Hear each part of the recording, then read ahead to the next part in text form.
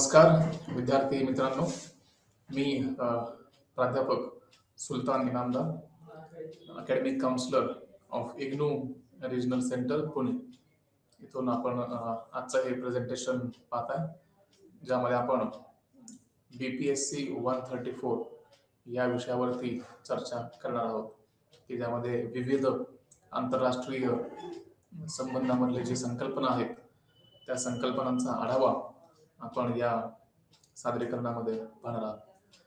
प्रामुख्याने जो ब्लॉक आपण घेतलेला आहे डिस्कशनसाठी तो सध्या चालू आहे दुसरा ब्लॉक, की ज्यामध्ये आपण अप्रोचेस हे डिस्कस करत आहोत किंवा याची चर्चा करत आहोत. ज्यामध्ये पहिला जो विषय किंवा जी संकल्पना आपण चर्चेला घेणार आहोत ती म्हणजे रिअलिझम, ज्याला आपण मराठीमध्ये वास्तववाद असं म्हणतो. तर वास्तववाद या संकल्पनेवरती आपला पूर्ण आजचा दृष्टिकोन असणार आहे.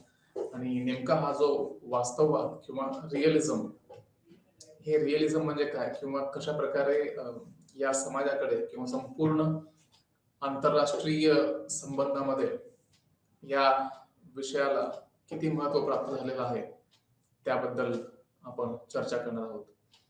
जेव्हा आपण आंतरराष्ट्रीय संबंध हा शब्द पाहतो किंवा याची जेव्हा आपण चर्चा ऐकतो त्यावेळेस एक गोष्ट लक्षात ठेवण्यासारखी असते, ती म्हणजे आंतरराष्ट्रीय संबंध समजून घेत असताना या विषयामध्ये जे अनेक विचारवंतांनी आपले विचार मांडलेले आहेत त्या विचारांचा आढावा घेणं क्रमप्राप्त ठरतं. आणि त्याचा आढावा घेतल्याशिवाय आंतरराष्ट्रीय संबंध समजता येत नाही. आणि त्यासाठीच त्यामध्ये जे विविध विचारवंतांनी जे अनेक संकल्पना दिलेल्या आहेत त्या संकल्पनांचा अभ्यास करणं अनिवार्य आहे. आणि त्यातलाच एक जो प्रमुख मुद्दा आहे तो म्हणजे रिअलिझम. याच्यामध्ये अनेकदा जेव्हा आपण आंतरराष्ट्रीय संबंधाबद्दल माहिती घेण्याचा प्रयत्न करतो त्यावेळेस असं जाणवतं की दोन प्रमुख विचारसरणी ज्या आहेत या संपूर्ण जगावर त्यांचा प्रभाव राहिलेला आहे. त्यासाठी दोन प्रमुख विचारसरणींचा अभ्यास असणं गरजेचं आहे. त्यातलं जे पहिलं आहे ते म्हणजे लिबरलिझम, म्हणजे आपण उदारमतवाद असं म्हणतो. आणि जे दुसरं आहे ते म्हणजे रिअलिझम, ज्याला आपण वास्तववाद असं म्हणतो. तर आंतरराष्ट्रीय संबंध समजून घेण्यासाठी रिअलिझम म्हणजे काय आणि लिबरलिझम म्हणजे काय या दोन्ही मधला फरक समजून घेणं गरजेचं आहे. आणि जोपर्यंत या दोन्ही मधला फरक समजत नाही तोपर्यंत आंतरराष्ट्रीय संबंध कशा प्रकारे चाललेले आहेत किंवा हे जी संपूर्ण आंतरराष्ट्रीय व्यवस्था उभी आहे ही कशा प्रकारे चाललेली आहे याचा आढावा घेणं शक्य होत नाही. आणि त्यासाठीच हे जे विविध विचारसरणी आहेत किंवा विविध संकल्पना आहेत जे की आंतरराष्ट्रीय संबंधाबद्दल आपले विचार प्रकट करत असतात, हे जे सिद्धांत आहेत या सिद्धांतांचा अभ्यास करणं अनिवार्य आहे. आणि त्यासाठीच मग आज जो आपण पहिला टॉपिक किंवा जो पहिला मुद्दा चर्चेला घेत आहोत तो म्हणजे रिअलिझम किंवा वास्तववाद. नेमका वास्तववाद हा कोणी आणला आणि कशा प्रकारे त्याचा विकास होत गेला आणि कोणकोणत्या विचारवंतांनी या सिद्धांतामध्ये आपलं योगदान दिलेलं आहे याबद्दलचा पूर्ण आढावा आपण आजच्या या प्रेझेंटेशन मधून घेणार आहोत. आता जेव्हा आपण रिअलिझम बद्दल बोलतो त्यावेळेस एक शब्द त्यामध्ये जो दडलेला आहे तो समजून घेणं गरजेचं आहे. जो शब्द आहे रिअलिझम त्यामध्ये एक दुसरा शब्द जोडला गेलेला आहे तो म्हणजे रिअल. आणि इझमचा जो अर्थ होतो म्हणजे एक प्रकारे आयडियोलॉजी किंवा विचारसरणी. तर इथे जो शब्द रिअल जोडलेला आहे त्यालाच आपण जर मराठीमध्ये रूपांतरित केलं, भाषांतर केलं तर असं दिसेल की रिअलिझमचा जो अर्थ होतो तो होतो वास्तववाद, आणि जो शब्द आहे रिअल त्याचा अर्थ होतो वास्तव. तर वास्तवामध्ये ज्या गोष्टी उपलब्ध आहेत किंवा वास्तवामध्ये ज्या गोष्टी होत आहेत त्याचा अभ्यास या सिद्धांतामध्ये केला जातो, की नेमका वास्तववाद म्हणजे काय किंवा कशा प्रकारे समाज चाललेला आहे त्याच्याबद्दलची चर्चा, म्हणजे समाजामध्ये सध्या काय होत आहे याच्याबद्दलची चर्चा, जे वास्तवामध्ये घडत आहे त्याच्याबद्दलची चर्चा म्हणजे वास्तववाद. आपण पूर्ण हे सविस्तरपणे पाहणार आहोतच, पण त्या अगोदर याची जी संकल्पना आहे ती समजून घेऊया. तर वास्तववाद प्रामुख्याने काय करत असतं, तर वास्तववादाचं मुख्य कार्य म्हणजे समाजामध्ये ज्या गोष्टी घडत आहेत त्या गोष्टी समोर आणणं किंवा मांडणं. जेव्हा आपण या गोष्टी समाजासमोर मांडतो त्यावेळेस वास्तववादी दृष्टिकोनातून आपली बाजू आपण समाजासमोर ठेवत असतो, आणि त्यासाठी म्हणून मग वास्तववादाला महत्व प्राप्त होतं. तर एका अर्थाने आदर्शवाद जो आंतरराष्ट्रीय संबंधामधलाच एक भाग आहे, आदर्शवाद ही एक अशी संकल्पना आहे किंवा असा एक सिद्धांत आहे, ज्याला आपण विचारसरणी देखील म्हणतो, की ज्यामध्ये कशा प्रकारे एक आदर्श राज्य उभं करता यावं याबद्दलची चर्चा असते, किंवा कशा प्रकारे आपण एक चांगला समाज घडवू शकतो, त्यासोबतच कशा प्रकारे आपण या आंतरराष्ट्रीय व्यवस्थेमध्ये प्रत्येक देशासोबत चांगले संबंध प्रस्थापित करू शकतो याच्याबद्दलचा जो सकारात्मक दृष्टिकोन असतो तो आपल्याला आयडियलिझम किंवा आदर्शवाद या दृष्टिकोनामध्ये पाहायला मिळतो, की ज्यामध्ये प्रत्येक राज्याबद्दल किंवा प्रत्येक व्यक्तीबद्दल प्रत्येक संस्थेबद्दल आदर्शवादामध्ये एक सकारात्मक चित्र निर्माण केलं जातं. परंतु जे वास्तववाद आहे, वास्तववादाचं थोडस वेगळ्या प्रकारे विचार करण्याची पद्धत आहे, आणि यामध्ये अशी भूमिका मांडली जाते की मनुष्य हा सकारात्मक तर आहेच, परंतु त्याप्रमाणेच किंवा त्या प्रकारेच नकारात्मक देखील तितकाच आहे, ज्याला आपण पेसिमिस्टिक असं म्हणतो. म्हणजे इथे वास्तववादामध्ये व्यक्तीच्या किंवा राज्याच्या नकारात्मक पैलूंवरती जास्त भर देण्यात आलेला आहे. आणि आपण पाहतो की जेव्हा एखादा व्यक्ती असेल किंवा कोणतीही संस्था असेल किंवा एखादं राज्य असेल, प्रत्येक गोष्टीच्या दोन बाजू असतात, एक सकारात्मक आणि दुसरी नकारात्मक. तर ज्या सकारात्मक बाजू आहेत त्याच्यावरती आदर्शवाद हा दृष्टिकोन लक्ष केंद्रित करतो, आणि ज्या नकारात्मक गोष्टी आहेत त्याच्यावरती वास्तववाद लक्ष केंद्रित करतो. आणि दोन्हीही गोष्टी ज्याला म्हणून आपण की दोन्हीही जे विचार आहेत ते एकाच संस्थेबद्दल आहेत किंवा एकाच राज्याबद्दल आहे, परंतु राज्याकडे पाहण्याचा दृष्टिकोन जो आहे तो मात्र वेगळा आहे. एक विचारसरणी राज्याकडे सकारात्मक दृष्टिकोनाने पाहते, की ज्यामध्ये राज्याची सकारात्मक भूमिका मांडण्याचा प्रयत्न केला जातो, आणि राज्य कशा प्रकारे चांगला आहे त्याच्याबद्दल चर्चा होते, आणि राज्य किंवा एकमेकांची जे शेजारील राष्ट्र असतील किंवा अनेक राष्ट्र असतील हे कशा प्रकारे शांतता प्रस्थापित करून राहू शकतात याच्याबद्दल सकारात्मक भूमिका मांडली जाते. आणि दुसऱ्या बाजूला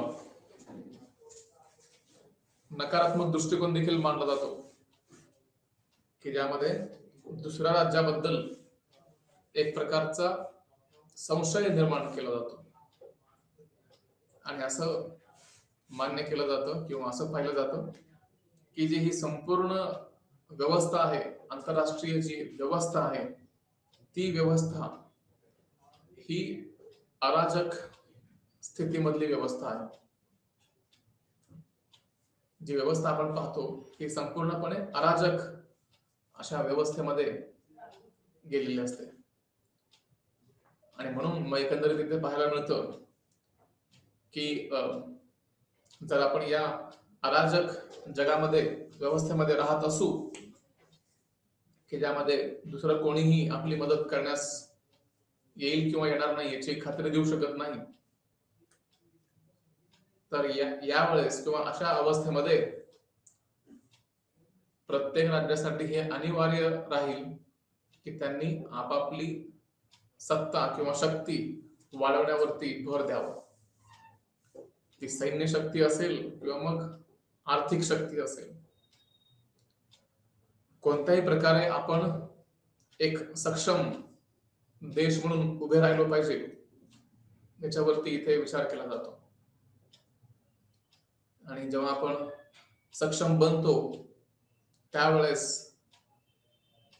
कोणताही अन्य देश आपल्यावरती हल्ला करण्याच्या आधी अनेक वेळा विचार करेल आणि शक्यता असते की कदाचित तो देश आपल्यावरती हल्ला करणार नाही. परंतु जर एखादा देश दुबळा असेल, त्याची जर सैन्य शक्ती जर कमकुवत असेल, तर मग मात्र अशा अवस्थेमध्ये कोणताही परकीय देश आपल्या देशावरती हल्ला करू शकतो आणि त्याची शक्यता देखील खूप जास्त प्रमाणात वाढवली जाते. आणि म्हणूनच सर्वप्रथम ज्या गोष्टीवरती लक्ष केंद्रित केलं पाहिजे ते म्हणजे शक्तीवरती, सत्तेवरती, पॉवर या संकल्पनेवरती. आणि प्रत्येक राज्याने, प्रत्येक देशाने आपली स्वतःची पॉवर वाढवण्यावरती जास्त भर दिला पाहिजे, असं या वास्तववादी विचारसरणीचा एक मत आहे. आणि एकंदरीत जर आपण त्याला दुसऱ्या भाषेत सांगायचं झालं तर might is right and the survival of the fittest ही संकल्पना वास्तववाद मान्य करतो. वास्तववादानुसार या संपूर्ण जागतिक व्यवस्थेमध्ये कोणतंही एक आंतरराष्ट्रीय सरकार किंवा आंतरराष्ट्रीय शासन उपलब्ध नाही की जर एखाद्या राष्ट्रामध्ये जर एक किंवा दोन राष्ट्र एकमेकांमध्ये युद्ध करत असतील तर त्यांना थांबवण्यासाठी किंवा मध्यस्थी करण्यासाठी कोणतंही आंतरराष्ट्रीय सरकार उपलब्ध नाही किंवा अस्तित्वात नाही. आणि जर अशी अवस्था असेल तर मग आपण सेल्फ हेल्प ज्याला म्हणतो आपण, स्वतःची मदत स्वतः करणं, या संकल्पनेचा एक प्रकारे त्याचे आपण जे सिद्धांत आहेत ते आपण मान्य करतो आणि जे विचार मांडले गेले की स्वतःची रक्षा स्वतः केली पाहिजे त्याचा आपण स्वीकार करतो. आणि त्यासाठीच मग एकंदरीत आपण पाहतो की या जगातला कोणताही देश असेल, अमेरिका असेल, रशिया असेल किंवा भारत असेल, चीन असेल, अन्य कोणताही देश असेल, हा प्रत्येक देश आपली स्वतःची सैन्य शक्ती वाढवण्यावरती अधिक भर देत असतो की जेणेकरून कोणताही परकीय देश आपल्यावरती आक्रमण करण्यास मज्जाव करेल किंवा कोणताही देश आपल्यावरती आक्रमण करणारच नाही याची पूर्ण खात्री इथे केली जाते.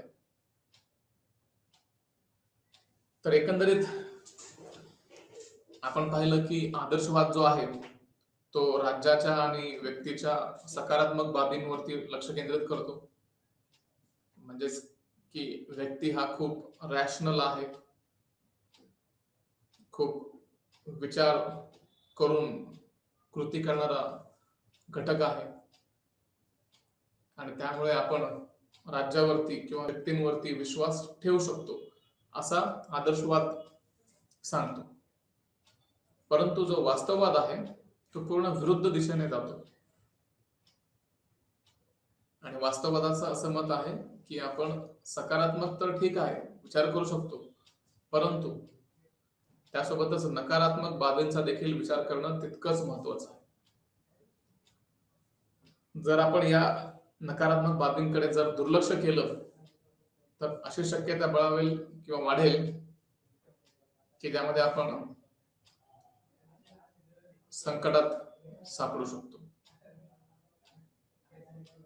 आणि याचं उत्तर साहजिक आहे की जर आपल्याला संकटात सापडायचं नसेल तर स्वतःची सैन्य शक्ती वाढवावी लागेल की जेणेकरून कोणताही देश आपल्यावरती हल्ला करणार नाही.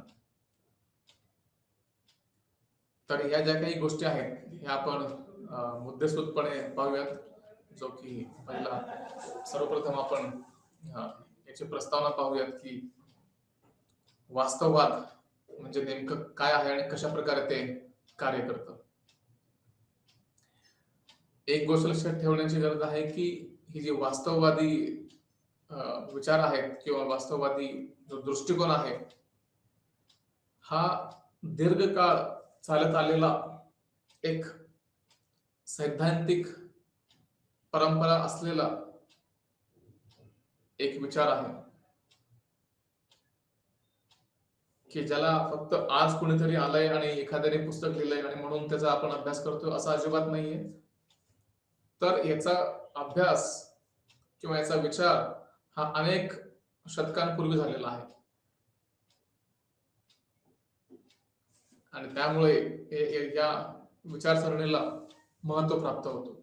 म्हणजे आपण असं म्हणू शकतो की याची जी परंपरा आहे किंवा याचा जो इतिहास आहे हा खूप मोठा राहिलेला आहे.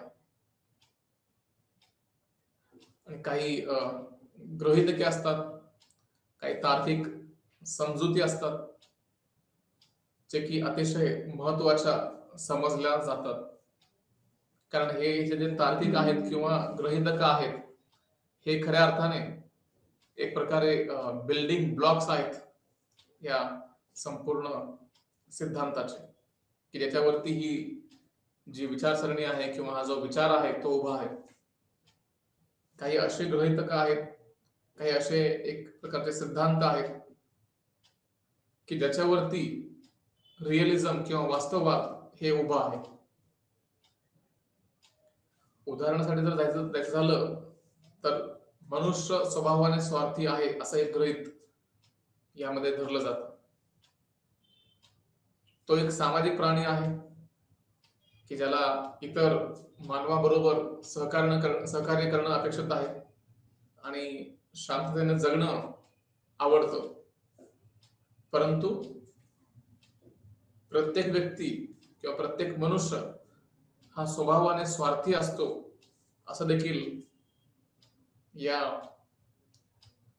दृष्टिकोनामध्ये आपल्याला पाहायला मिळतं. तर हे गृहीतक एकत्रितपणे समस्या स्पष्ट करण्यात मदत करतात आणि आंतरराष्ट्रीय संबंधाच्या दृष्टिकोनाशी सुसंगतता प्रदान करतात.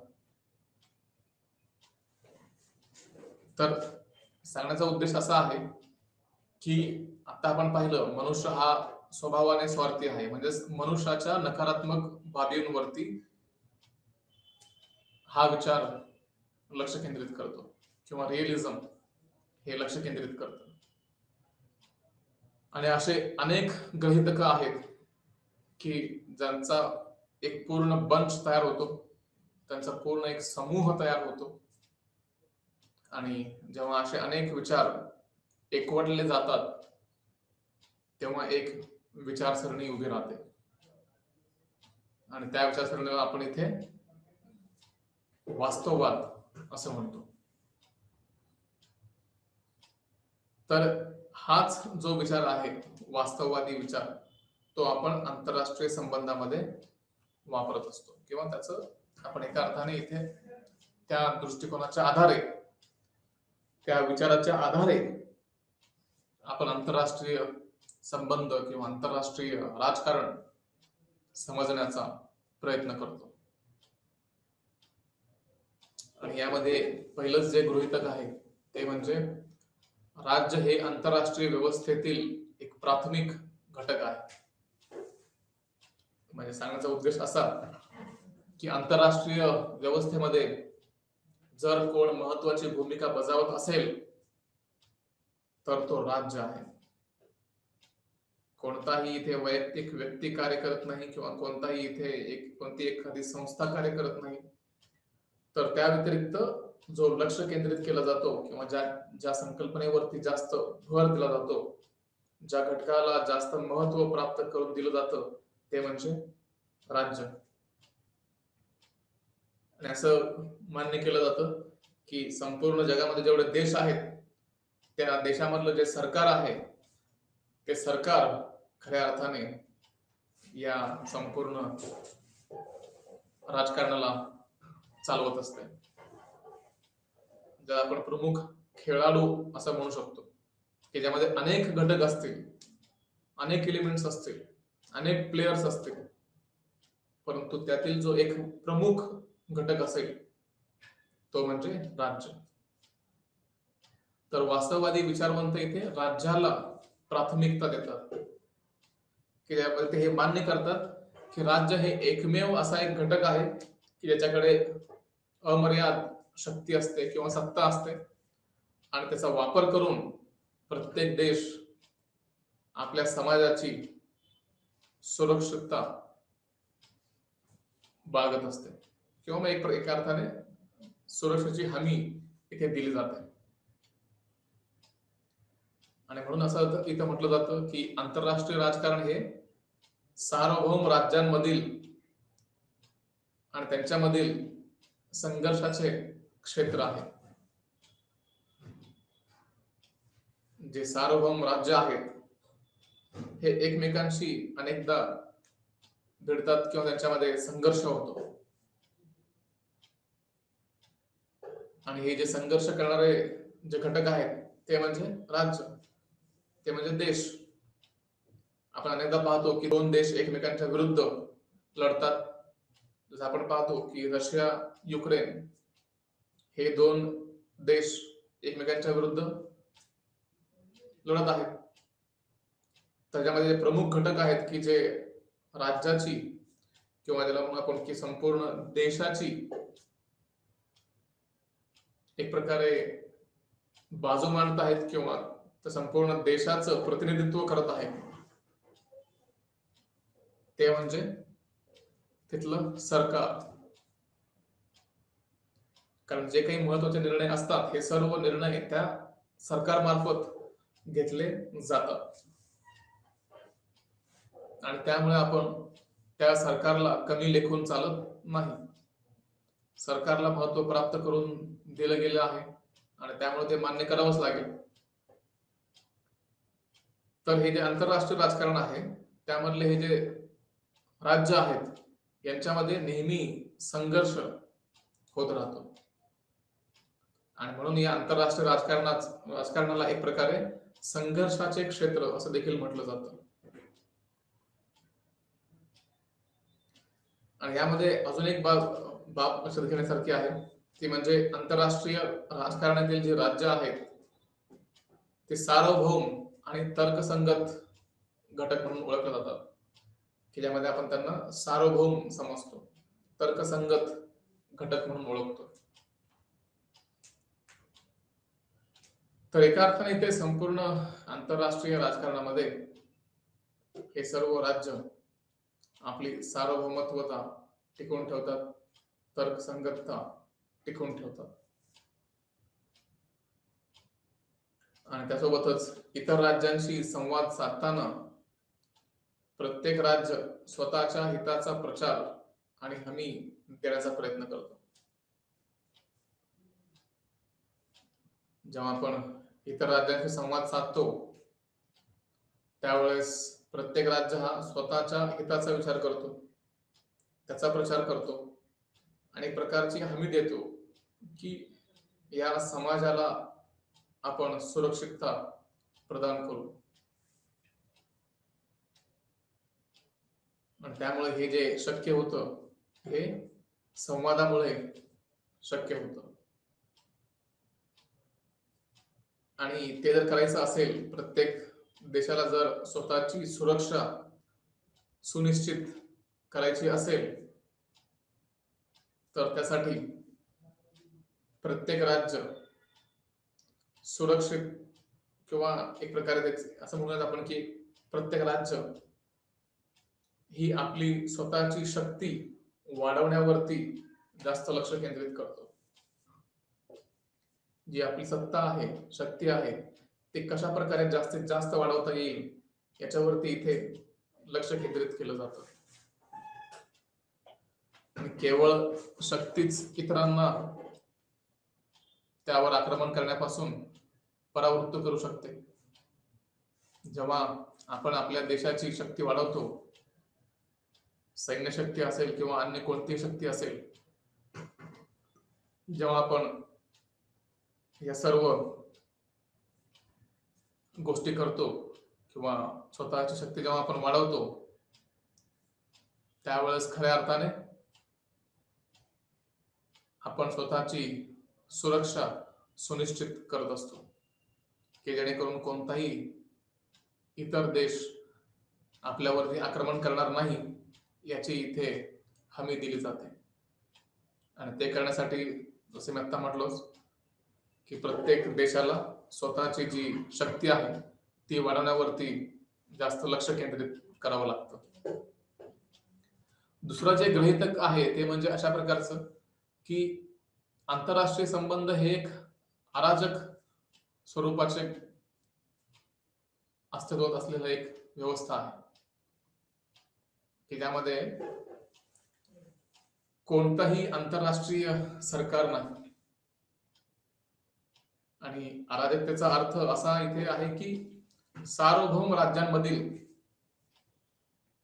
आंतरराष्ट्रीय संबंध व्यवस्थापित करण्यासाठी किंवा व्यवस्थित ठेवण्यासाठी कोणतेही केंद्रीय अधिकार नाहीये किंवा जागतिक सरकार नाहीये. आणि जर जागतिक सरकार नसेल तर मग एका अर्थाने त्याला आपण जंगल राज आहे असंच म्हणू शकतो की ज्यामध्ये कायद्याचं राज्य चालत नाही, परंतु जंगलचे जे नियम आहेत ते मात्र इथे लागू होतात. आणि तो नियम म्हणजे असा की जो बळी तो कानपिळी, किंवा त्याला आपण म्हणतो की survival of the fittest, might is right, की जो ताकदवर असेल तो स्वतःला सिद्ध करेल आणि संपूर्ण व्यवस्थेवरती राज्य करेल. तर इथे एका अर्थाने जो ताकदवान असेल तो संपूर्ण जगाला नियंत्रित करतो आणि जो ताकदवान नसेल त्याला कोणीही थांबू शकणार नाही. किंवा एका अर्थाने म्हणू की जर ताकदवान नसेल तर मग असा देश खूप लवकर नष्ट होऊ शकतो. आणि त्यासाठीच इथे हे गृहीतक मान्य करतं की या आंतरराष्ट्रीय व्यवस्थेमध्ये कोणत्याही प्रकारचं आंतरराष्ट्रीय किंवा जागतिक सरकार उपलब्ध नाही. आणि जर हे जागतिक सरकार उपलब्ध नसेल तर मग जे कमकुवत राष्ट्र असतील त्यांची सुरक्षा कोण करणार, हा प्रश्न इथे उभा राहतो. तर इथे एक प्रकारे हे मान्य केलेलं आहे किंवा असं आपण म्हणूयात की ही भावना व्यक्त केली जाते की आंतरराष्ट्रीय व्यवस्था जी आहे ही एक प्रकारची अराजक व्यवस्था आहे. आणि ते असल्यामुळे प्रत्येक देश स्वतःची सुरक्षितता वाढवण्यासाठी, स्वतःला सुरक्षित करण्यासाठी अधिक शक्ती वाढवण्याचा प्रयत्न करतो. जास्तीत जास्त आपली ताकद वाढवण्यावरती लक्ष केंद्रित करतो. तर अराजकता ही एक गृहीत राजकीय स्थिती आहे की ज्यामध्ये जागतिक व्यवस्था लागू करण्याचा कोणताही जागतिक अधिकार नाही किंवा कोणतेही जागतिक सरकार किंवा गव्हर्नमेंट इथे नाही. आणि त्यामुळे अराजकता ही जी संकल्पना आहे याला इथे महत्व प्राप्त होतं. आणि असं म्हटलं जातं की अराजकता ही जी व्यवस्था आहे ती व्यवस्था ही सतत चालणारी प्रक्रिया आहे आणि कोणतंही आंतरराष्ट्रीय सरकार किंवा जागतिक सरकार येणं इतकं सोपं नाही. त्याला अनेक दशक किंवा शतकं लागतील भविष्यामध्ये, परंतु आता जी परिस्थिती आहे त्याला मान्य करणं गरजेचं आहे. आणि ते मान्य करून प्रत्येक देशाने स्वतःची जी ताकद आहे किंवा शक्ती आहे ती वाढवण्यावरती लक्ष केंद्रित केलं पाहिजे. आणि ही गृहीत स्थिती राज्याला खर्च आणि लाभ, ज्याला आपण म्हणतो की लॉस अँड प्रॉफिट, जे काय असेल की जर एखादी आपण कृती केली तर किती लाभ होईल, एखादी कृती केली तर त्यामधून आपल्याला किती खर्च येईल किंवा किती नुकसान येईल, याची इथे गणना केली जाते. नंतर मग असं एका एका अर्थाने पाहायला मिळतं की स्वतःच्या राष्ट्रीय हितासाठी केवळ स्वतःच्या क्षमतेवर अवलंबून राहता येते, अन्य कोणत्याही देशावरती अवलंबून राहता येत नाही. आणि म्हणूनच मग इथे प्रत्येक राष्ट्र हा स्वतःची जी क्षमता असेल ती वाढवण्यावरती जास्त लक्ष केंद्रित करतो. आणि याचं कारण म्हणजे असं की कोणतंही आंतरराष्ट्रीय किंवा जागतिक सरकार या जगामध्ये नाही, आणि म्हणून आंतरराष्ट्रीय संबंध हे एक प्रकारे अराजक स्वरूपाचे आहे, असं इथे वास्तववादाचं हे एक गृहीत मान्य करावं लागतं. त्यासोबतच तिसरं जे गृहीत आहे ते म्हणजे संसाधनांच्या नियंत्रणावरती किंवा संसाधनांच्या वितरणावरती. म्हणजे जी भौतिक संसाधनं आहेत यांच्यावरती नियंत्रण हे जागतिक राजकारणासाठी एक मूलभूत घटक आहे. आणि इथे देखील हे मान्य केलं जातं की जे जे नैसर्गिक संसाधनं आहेत, भौतिक संसाधनं आहेत, यांचं वितरण कोण करणार किंवा यांच्यावरती नियंत्रण कोण ठेवणार. आपली क्षमता वाढवण्यासाठी प्रत्येक राज्य हा भौतिक संसाधनांवर जास्तीत जास्त नियंत्रण मिळवण्याचा प्रयत्न करतो आणि त्यासाठी नेहमी प्रयत्नशील असतो. आणि नियंत्रणाची ही प्रवृत्ती जागतिक राजकारणासाठी मूलभूत असते. आणि इथे महत्वाचं हे आहे की जो कोणी ताकदवार देश असेल किंवा मजबूत देश असेल तो प्रत्येक देश स्वतःकडे जास्तीत जास्त प्रमाणात नैसर्गिक संसाधनं जमवण्यावरती लक्ष केंद्रित करणार. आणि त्यामुळे शक्यता अशी आहे की जे कमकुवत देश असतील त्यांना मात्र काहीच मिळणार नाही आणि ते नेहमीच गरीब राहतील. तर ही अवस्था येऊ नये म्हणून इथे प्रत्येक राज्याने स्वतःची ताकद वाढवण्याची गरज व्यक्त केली जाते. आणि राज्यांना भौतिक संसाधनांवर नियंत्रण ठेवण्यास प्रवृत्त केलं जातं की जेणेकरून जर आपण स्वतःची जर शक्ती वाढवली, ताकद वाढवली, तर आपण अनेक संसाधनांच्या वरती लक्ष केंद्रित करू शकतो आणि या संसाधनांवरती आपण आपलं नियंत्रण प्रस्थापित करू शकतो.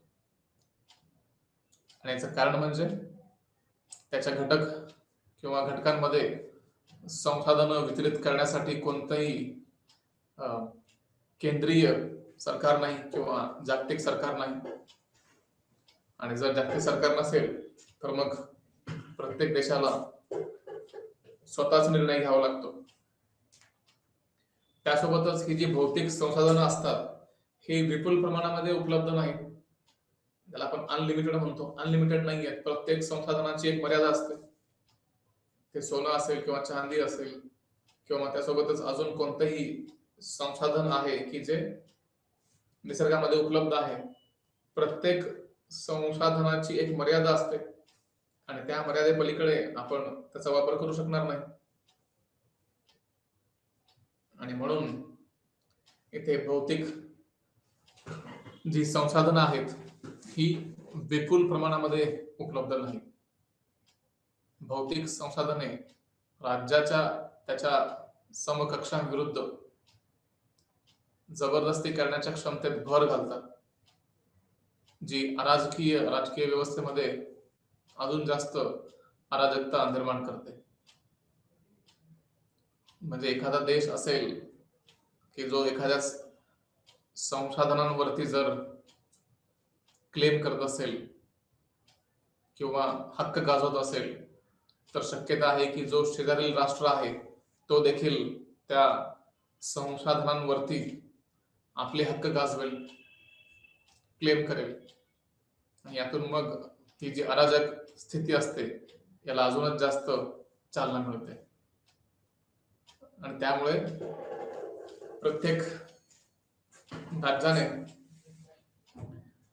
हे जेवढे भौतिक संसाधनं आहेत किंवा नैसर्गिक संसाधनं आहेत त्यांच्यावरती नियंत्रण ठेवण्याचा नेहमीच प्रयत्न केला पाहिजे. आता याच्यामध्ये जेव्हा आपण वास्तववादाबद्दल पाहतो, त्यात प्रमुख 2 टप्पे आपण पाहू शकतो किंवा 2 प्रकार आपण पाहू शकतो. एक म्हणजे पारंपरिक वास्तववाद आणि दुसरे म्हणजे नववास्तववाद, किंवा ज्याला आपण स्ट्रक्चरल रिअलिझम असं देखील म्हणतो. तर वास्तववादाला दीर्घ आणि समृद्ध बौद्धिक परंपरा आहे हे आपण पाहिलेलं आहे, वारसा लाभलेला आहे हे आपण पाहिलेलं आहे. आणि त्याचंच एक उदाहरण म्हणजे ग्रीक तत्वज्ञानी थुसिडाइड्स, की ज्याने पेलोपेनिशियन युद्धाचा इतिहास लिहिलेला आहे, की ज्यामध्ये कशा प्रकारे हे पेलोपोनेशियन युद्ध झालेलं आहे आणि याच्यामध्ये जी वास्तविकता होती त्याला थुसिडाइडने स्पष्टपणे मांडलेला आहे. आणि याच्यामध्ये थुसिडाइड्स नोंदवतात की योग्य काय आहे हे फक्त जे समान लोक आहेत किंवा समान राष्ट्र आहेत यांच्यामध्ये महत्वाचं आहे. योग्य आणि अयोग्य या गोष्टींचा फरक आपण तेव्हाच करू शकतो जेव्हा 2 लोक समान पातळीवरती असतील किंवा 2 राष्ट्र समान पातळीवरती असतील. जर एखादा राष्ट्र समान नसेल आणि तो जर जास्त ताकदवर असेल आणि एखादा राष्ट्र जर कमकुवत असेल, तर मग शक्यता अशी आहे की हे जे 2 राष्ट्र आहेत, एक कमकुवत आहे आणि एक ताकदवर आहे, तर या दोन्ही राष्ट्रांमध्ये योग्य अयोग्य याचा फरक राहत नाही. तर इथे बलवान जो राष्ट्र आहे ती प्रत्येक गोष्ट करेल जो तो करू शकतो, आणि जे दुर्बल राष्ट्र आहे ते प्रत्येक गोष्ट भोगेल जे त्याला भोगावं लागेल. म्हणजे सांगण्याचा उद्देश असा की जो बलवान राष्ट्र असेल तो कमकुवत राष्ट्रांच्या वरती हक्क गाजवेल किंवा त्यांच्या अधिकारांना जुमानणार नाही. एका अर्थाने आपण म्हणतो की जो बलवान राष्ट्र असेल तो त्याला जे काही करायचं असेल तो सर्व काही करेल, परंतु जो दुर्बल राष्ट्र असेल किंवा कमजोर राष्ट्र असेल तो मात्र फारसं काही करू शकणार नाही. आणि त्यामुळे इथे योग्य काय आहे आणि अयोग्य काय आहे याला महत्वच राहत नाही, कारण दोन्ही राष्ट्र एका पातळीवरती नाहीये. एक कमकुवत आहे, दुसरा बलवान आहे.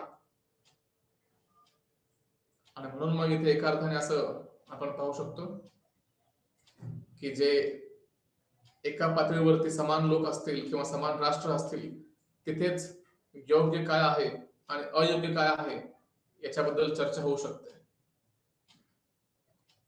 आणि कौटिल्याचा जो अर्थशास्त्र आहे तो राज्याचं जे अस्तित्व आहे आणि विस्तार आहे याच्याशी संबंधित आहे.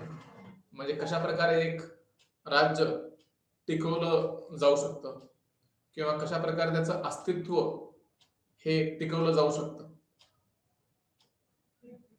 आणि कशा प्रकारे तो राष्ट्र विस्तार करू शकतो याबद्दलचे सर्व विचार हे कौटिल्याचा अर्थशास्त्र या पुस्तकामध्ये आपल्याला पाहायला मिळतात.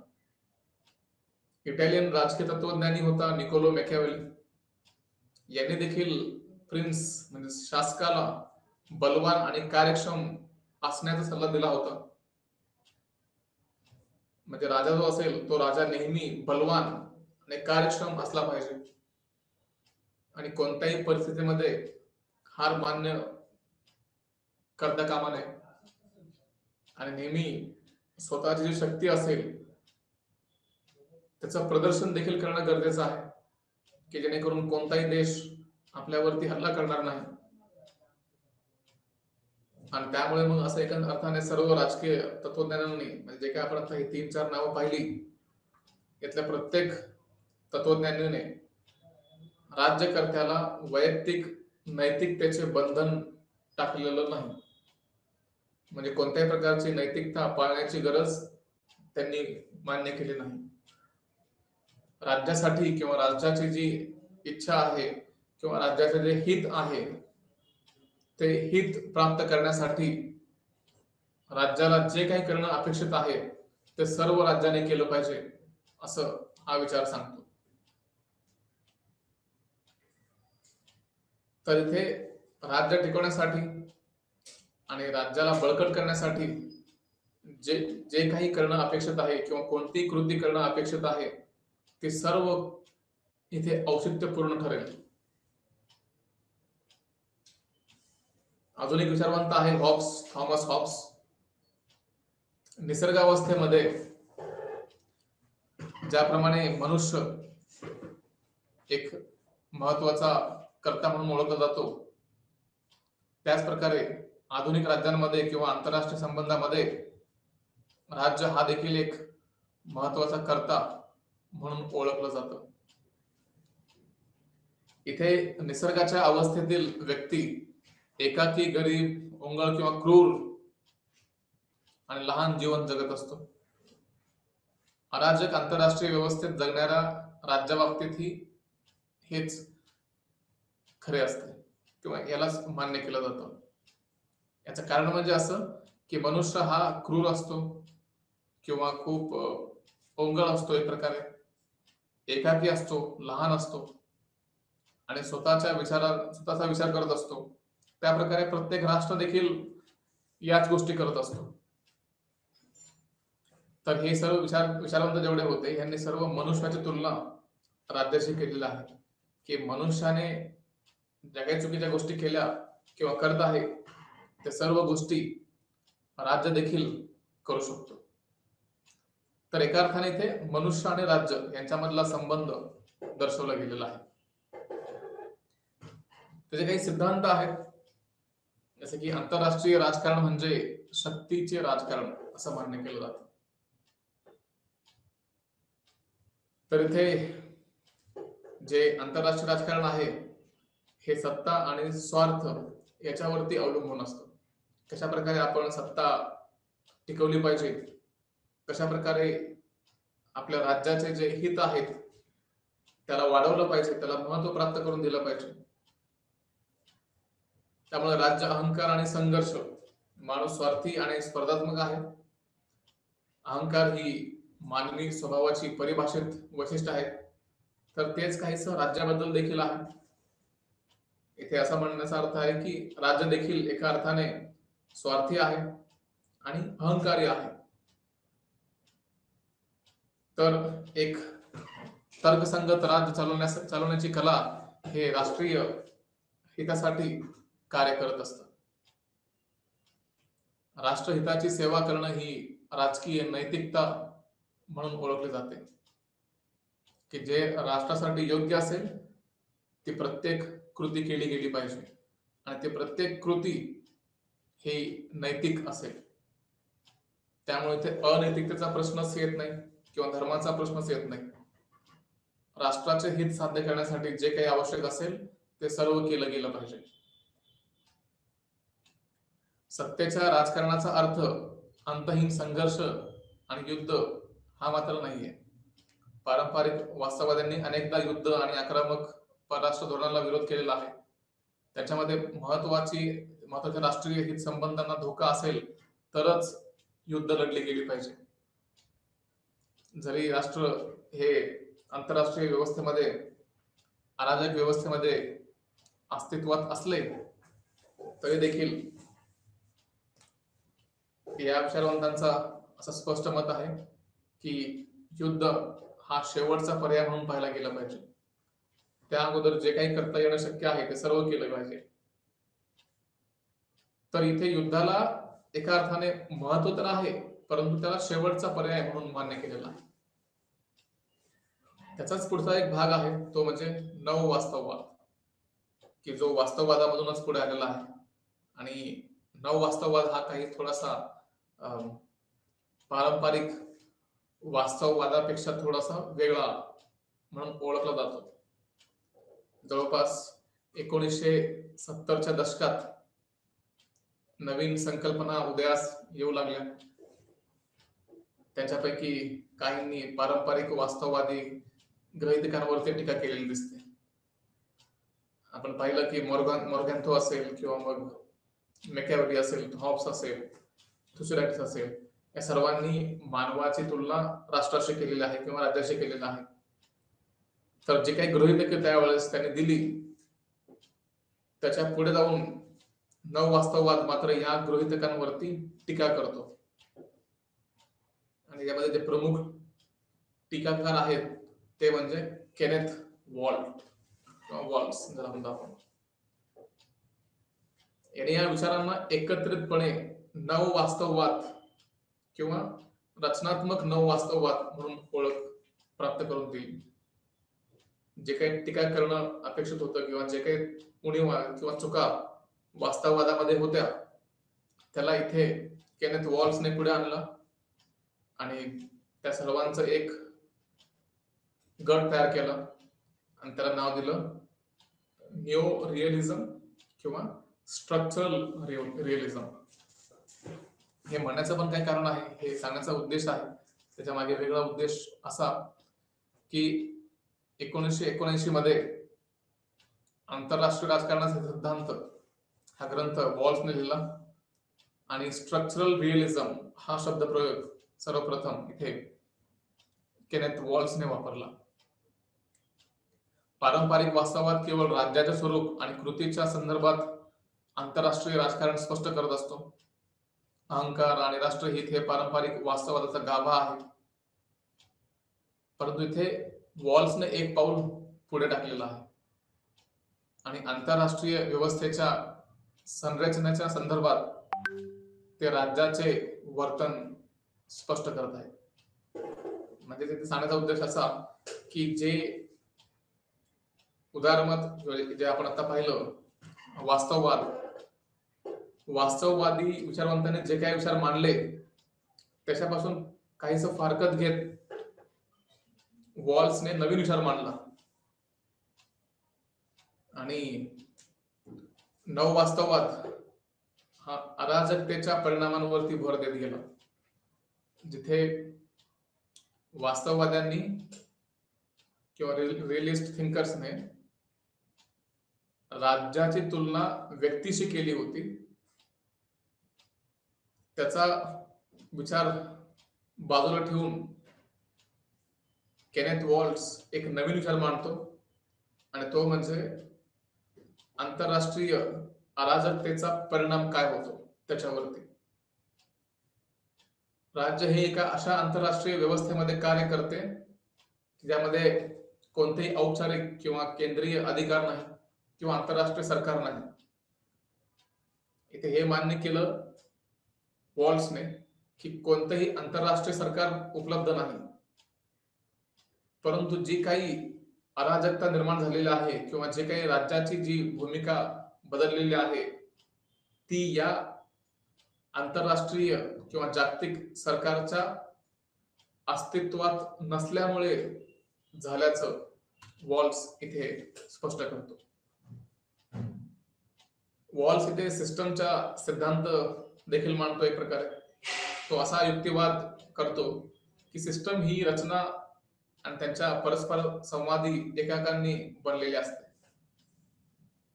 म्हणजे इथे जे वॉल्स आहे किंवा नववास्तववाद आहे तो कोणत्याही एका राज्याला दोष देत नाहीये किंवा कोणत्याही एखाद्या व्यक्तीला दोष देत नाहीये, तर तो पूर्ण व्यवस्थेला दोष देत आहे की जी संपूर्ण आंतरराष्ट्रीय व्यवस्था आहे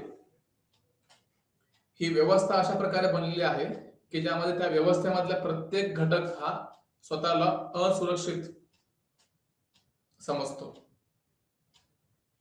आणि त्या असुरक्षिततेच्या भीतीपोटी तो प्रत्येक गोष्ट करण्यास तयार होतो की ज्यातून त्याची सुरक्षितता बाळगली जाईल. तर इथे प्रत्येक राज्य हे स्वतःच्या सुरक्षेबद्दल जागरूक असतात, परंतु प्रत्येक देशाची शक्ती मात्र किंवा पॉवर मात्र भिन्न असू शकते. काही राज्यांमध्ये इतरांपेक्षा अधिक क्षमता असते आणि ते जागतिक राजकारणाला आकार देत असते. अराजकता हे आंतरराष्ट्रीय व्यवस्थेचे आयोजन तत्व आहे.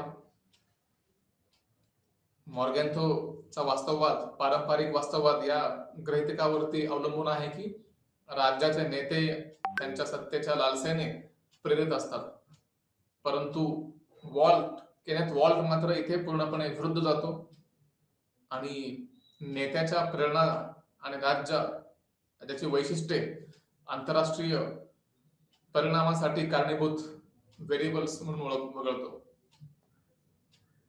म्हणजे एका अर्थाने इथे वॉल्सला असं म्हणायचं आहे की जर हे राज्यकर्ते किंवा एखादं राष्ट्र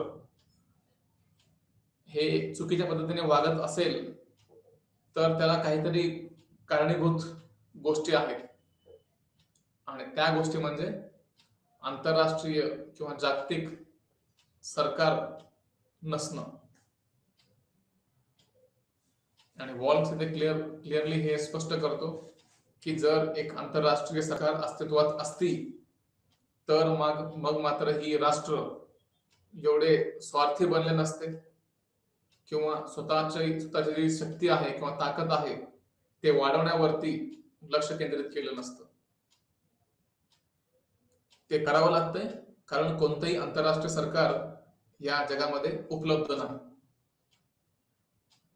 आणि या अर्थाने इथे केनेथ वॉल्ट्स हा थोडासा फारकत घेत नवीन विचार पुढे मांडण्याचा प्रयत्न करतो. तर इथे आंतरराष्ट्रीय अराजकतेचे परिणाम काय होतात किंवा काय आहेत नेमके? सर्वप्रथम राज्ये ही स्वतंत्र, स्वायत्त आणि औपचारिकपणे समान राजकीय एकक आहेत. त्यांनी शेवटी त्यांच्या हितसंबंधाची पूर्तता करण्यासाठी त्यांच्या स्वतःच्या संसाधनांवर अवलंबून असणे आवश्यक आहे आणि त्यामुळेच आंतरराष्ट्रीय अराजकतेचा परिणाम स्वतःची मदत या प्रणालीमध्ये होतो. म्हणजे स्वतःची मदत स्वतःच करणं अपेक्षित आहे. इथे कोणीही दुसरा देश किंवा कोणताही दुसरा देश आपल्या मदतीला येणार नाही याची जाणीव असते आणि त्यामुळे स्वतःवरती अवलंबून राहणं गरजेचं असतं. स्वतःची जी संसाधनं आहेत त्या संसाधनांचा योग्य वापर होणं गरजेचं आहे आणि त्यासाठी म्हणूनच इथे स्वतःची सुरक्षा स्वतःच करणं अपेक्षित असतं आणि तेव्हाच मग आपण खऱ्या अर्थाने एक प्रबळ राष्ट्र म्हणून उभं राहू शकतो.